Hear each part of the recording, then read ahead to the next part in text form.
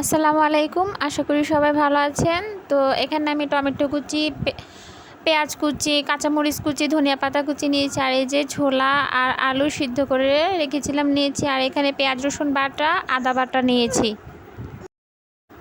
তো এখন আমি একটা কড়াইতে তেল দিয়ে দিলাম। তেল গরম হওয়ার পর আমি পেঁয়াজ কুচি দিলাম।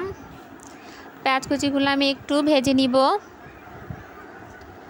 এই তো পেঁয়াজ কুচিগুলো আমার ভাজা হয়েছে। তো আমি এখন পেঁয়াজ রসুন বাটা, আদা বাটা দিয়ে আর একটু ভালো করে নেড়ে চেড়ে তাতে এখন আমি একটু লবণ দিব, তারপরে হলুদের গুঁড়া, ধনিয়ার গুঁড়া দিয়ে আর একটু নাড়াচাড়া করব, ভালো মতো কষিয়ে নিব। তো এখন আমি আগে থেকে আমার ছোলা আর আলু সিদ্ধ সেগুলা দিয়ে এখন এই মশলাগুলোর সাথে ভালো মতো মিশিয়ে নিব। টমেটো কুচি আর কাঁচামরিচ কুচিটাও দিয়ে দিব। তো দিয়ে ভালো মতো সব কিছু একসাথে মিশিয়ে নিব। ভেজে নিচ্ছি, ছোলাগুলা সুন্দর মতো ভাজা হচ্ছে আমার।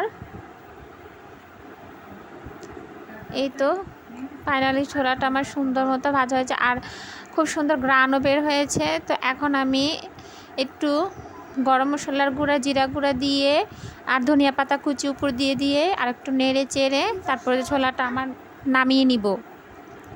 খুব সুন্দর মজাদার, এভাবে ছোলা ভাজা খেয়ে দেখবেন। আল্লাহ হাফেজ।